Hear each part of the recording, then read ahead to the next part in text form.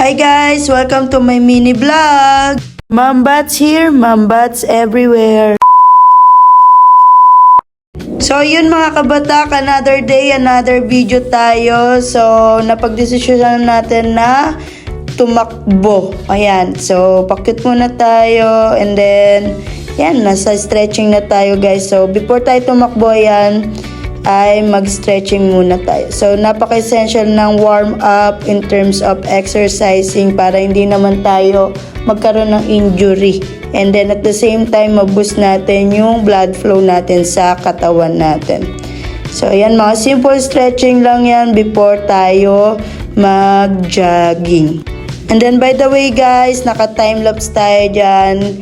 Ayan, hindi natin dapat minamadali yung pag-stretching or warm-up. So, kailangan lahat ng body parts or ng muscle na gagalaw during our exercise, yun yung i-stretching natin or i-warm up natin para hindi naman masakit yung katawan natin after our exercise. So, yan. Gabi nga pala yung pinipili ko talaga usually pag nag-exercise ako guys. Kasi after work, yan, mayroon pa tayong time. So, yan guys. In-start na natin yung Strava and then naka-ready na tayo for road run.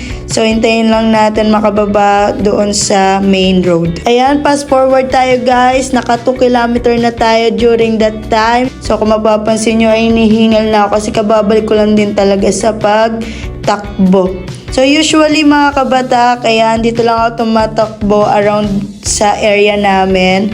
Kahit ganitong kagabi naman guys, safe pa rin naman dito kasi misconception pag Caloocan ay delikado. Ang target natin ngayon ay maka 3 kilometer and up lang tayo guys. So, yan, samahan nyo ako sa running journey natin. And then by the way guys, kaya tayo tumatakbo ngayon dahil preparation na rin to sa pag-akyat natin ng bundok. So meron tayong akyat, so kailangan natin mag-prepare.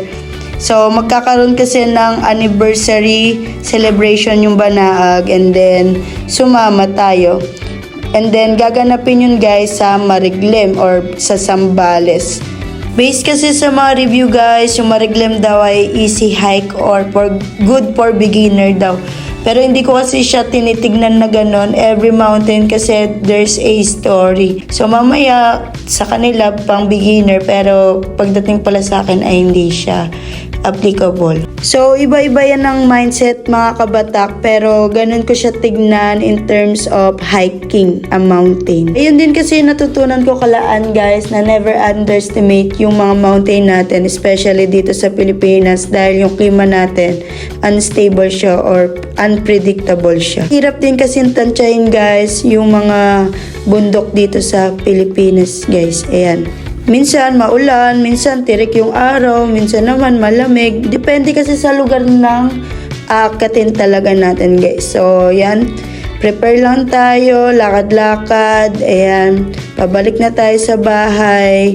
By the way guys, madadaanan natin yung Kingsmart. So yan yung kalaban ng Pure Gold dito guys. So yung Pure Gold, dun lang siya banda sa unahan namin. Pero kasi mas mura sa Kingsmart guys. So by the way guys, ito yung binibilan kong ukay. So mura dyan guys. So ayan, pabalik na tayo sa bahay natin.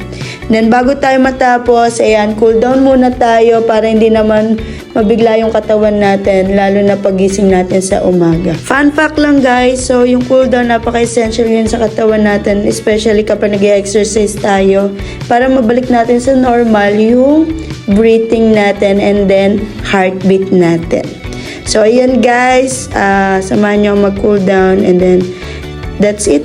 This is our training for Mount Mariglem. So hanggang dito na lang mga kabatak. For more videos, kindly follow and like and comment and also subscribe to my YouTube channel. So ayan, hanggang sa muli, adios. Thank you for watching mga kabata!